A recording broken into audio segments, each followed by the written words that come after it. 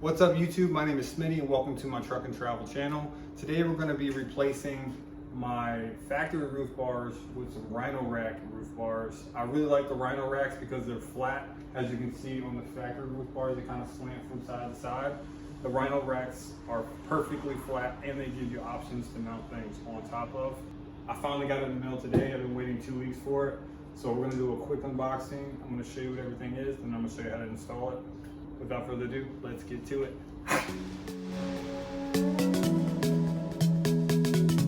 All right, so here's the roof bars. We had to move it inside because it's been raining for the past 2 days and the wind. I can't get any audio with the wind out there. So I'm gonna do a really quick unboxing, really quick. All right, so this is everything that comes shipped to you. You have your 2 Vortex bars. This is for the RAV4 specifically, 2019 and 2023. Comes with some feet and it comes with some locking legs. Let me go ahead and unbox this one more time really quickly and I'll show you exactly what's in each box. All right, so here's everything Rhino Rack will send you. They'll send you your 2 Vortex bars, some end cap keys, some locking keys, 2 different kinds of Allen keys, and all the hardware and parts that you'll need. I laid it out specifically like this to make installation 10 times easier for you. So if you wanted to take a screenshot of this, go ahead and do so now. But what you got here is your feet right here with the bolts that screw the feet to your car. You got your legs with a bolt, lock washer, and a washer to secure this to your feet. And then you got your end cap lock to lock it so no one can take these off of your vehicle. The only thing they didn't include is a ratcheting wrench and a 10mm socket for these bolts. And you'll also need a pair of scissors to cut the rubber trim that goes right here on top of your Vortex bars. But the first thing we gotta do, we gotta take off the factory roof rails off the vehicle, and I'll show you how to do that right now. All right, so the first thing we need to do is you'll have to find the key to unlock the end caps. All you gotta do is put it in the groove and turn it to unlock it. And then pull it straight off. Same thing with this one.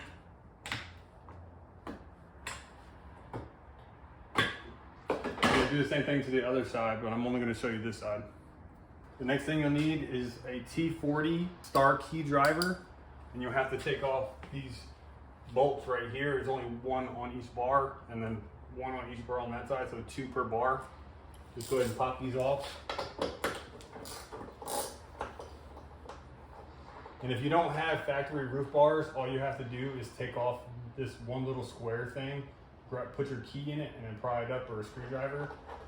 I don't have those anymore, so I can't show you. It's 1 bolt and 1 washer on each corner, so 4 in total. Go ahead and do that now. All right, after you get all 4 bolts removed, just go ahead and pick it straight up and move it out the way.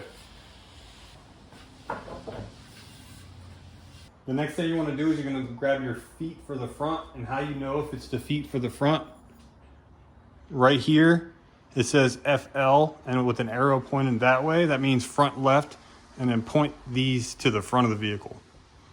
And then grab one of these bolts. It's an Allen headed, and it's the black Allen key that they give you. And then take that to your vehicle. All right, so now that you have your front left foot, and you'll know that by FL with an arrow pointed forward, there's an aligning tab right here that'll fall into this, and then the bolt goes through this hole. So align it in, just like that. It'll kind of hang over the edge on this side, not that side, and then put your Allen headed bolt right in there. And you don't want to crank it down too hard, just where it gets snug, just give it just a little bit more. And the rears will be shorter. It's shorter here. You see how thick that one is and how short this one is because it's a height difference. The car starts to slant downward for aerodynamics, but it's the same theory.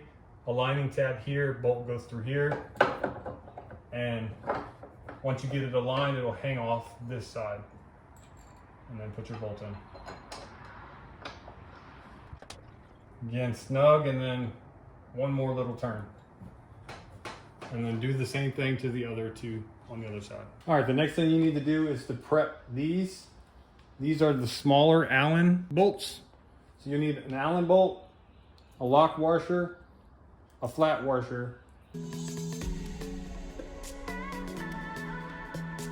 And then also do it to these where your actual 10mm bolts. Grab a bolt, grab a locking washer, and then a flat washer.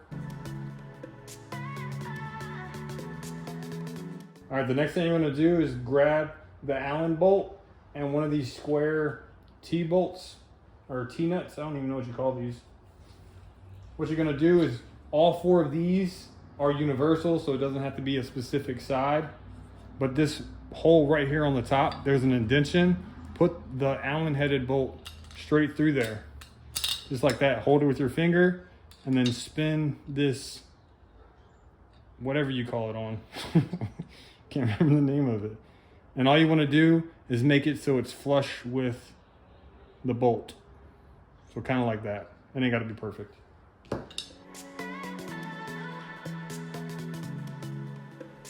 All right, so now that you got those 4 prepped, grab one bolt and grab one of these and head over to the vehicle.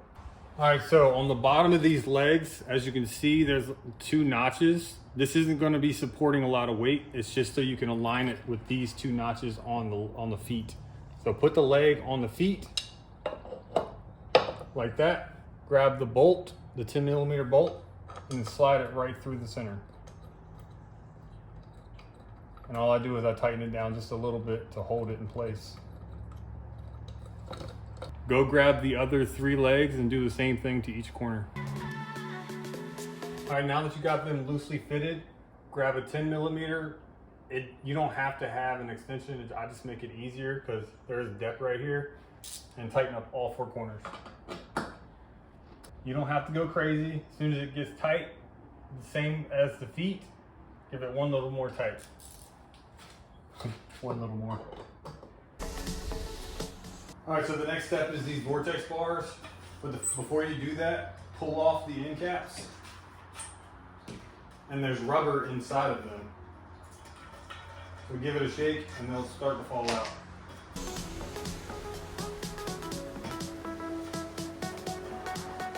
And if you don't see it, just look down the channel. I don't know if you can see that or not. They're just inside these big holes right here.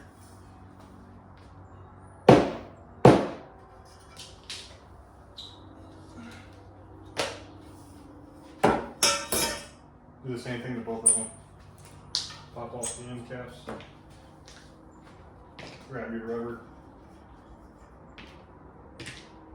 All right, now grab one of them and then take it over to your car. You don't need the rubber or the end caps right now.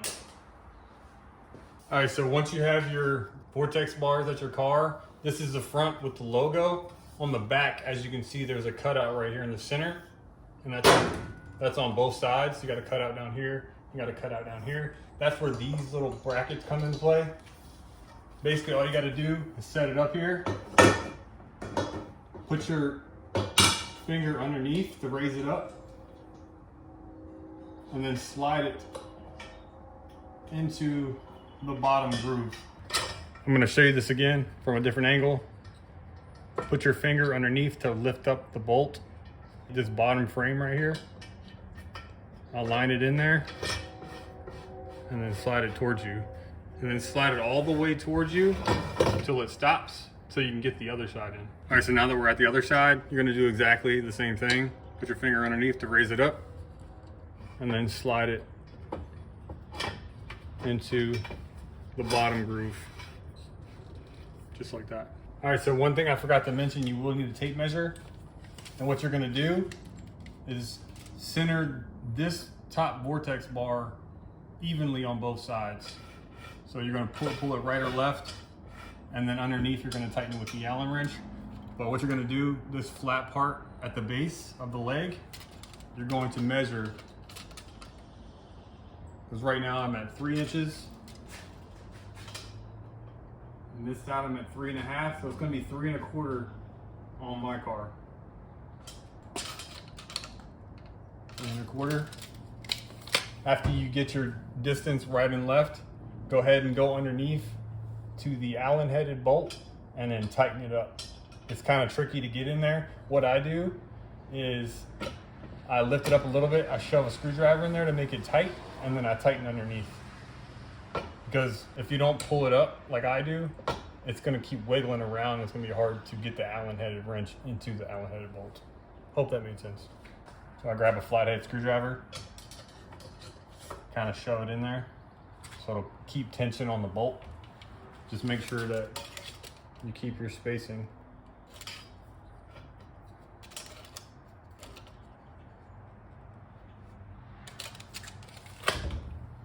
And then underneath, you're just gonna tighten that bolt up. Once it gets tight, start pulling your screwdriver back, or whatever you're using, like a little wedge or something. After you get this one tight, move over to the other side and do exactly the same thing. All right, grab your second Vortex bar and set it on the vehicle. The back's a little bit different. You're gonna do the same thing to that side. You're gonna push up the nut, and you're gonna slide that into the groove. And I'm gonna show you what you gotta do next on this side so you can actually see what I'm doing. So same as the other three. Slide it all the way out. But as you can see, there isn't enough room because these back brackets are really short. There isn't enough room to get this nut through that channel. So what you have to do is you have to take this off, slide it in, and then screw it in this way. It's a bit more challenging, I'm not gonna lie to you, but it's still doable. And I think I got it. After you get it snugged up, do the same thing to the front. Measure from the base of the leg to the end here. I'm at 3 1/4. Trying to give you cheat, so you ain't gotta measure as much. All right, so the rear of the vehicle, the spacing's 4 3/4. And then go ahead and finish tightening it up. All right, so the next thing you'll want to do is grab the rubber that came out of these ends when you first purchased it. And what you're going to do is basically just set it on here and slide it into this channel right here. If you're not going to mount any accessories right now, all you're going to do is put this rubber in, because if you don't, the wind will hit this and it'll whistle or hum. A lot of people call it different things, but this rubber right here is to prevent any road noise while you're driving. And most people don't put this on, and they send it back. They send the bars back because they're like, I can't drive it because it's so loud. It's because this rubber isn't up there. And then all you gotta do is run it all the way down and grab yourself some scissors and cut off the excess, because they do give you a bunch. They give you 4 strips, but this bar only takes 3 and a little teeny bit. All right, so here's what it looks like with 3 strips in, 3 complete strips. And all I had to do was trim this little piece for this last little edge. I really like that Rhino Rack has this rubber because it looks good. When you put cargo up here, it rests on the rubber and not on the aluminum rail. And also for wind noise, the wind noise just goes right over it. You don't even know there's roof bars up here. All right, so the same with the top. The bottom also has a cutout right here, and also right here. I don't know if you can see that. Rhino Rack includes a ruler piece. This should be stuck in your bottom track. The top rubber is in the groove.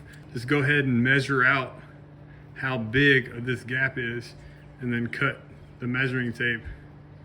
Or you can use the top one if you want. I just like this because it sits flush. I don't know if you can see that. See how flat that is? And then this rubber up here kind of rounds up a little bit in the center.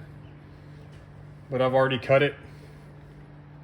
And then all you got to do for this bottom measuring tape is just slide it in. Oops, wrong one. Just slide it in. Just like that. And then the other piece just kind of pops in. See, now it kind of looks factory, like there's no cutout there, but this is kind of bubbly and up.